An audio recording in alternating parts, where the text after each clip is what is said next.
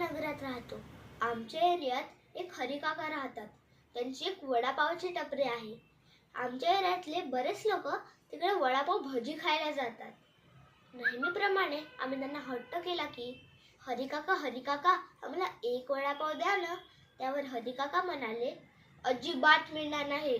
काय रे मूर्खांनो, तुमच्या आईबापानं माझ्याकडे पैशाचं गाठोडं ठेवलंय काय?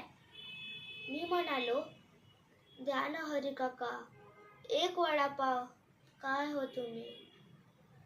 हरिकाका आम्हाला कितीही नाही नाही म्हणाला तरी शेवटी तो आम्हाला एक वडापाव देतोच. पण हल्ली त्याची टपरीही तिकडे दिसली नाही.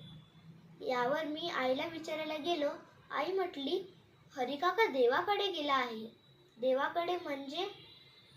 आणि देवाकडे माणूस गेल्यावर तो कधी परत येतो? मी आईला विचारलं तर आई म्हणाली की देवाकडे गेलेला माणूस कधीच परत येत नाही. तुम्हाला हरिकाका दिसला ना, नक्की सांगाल.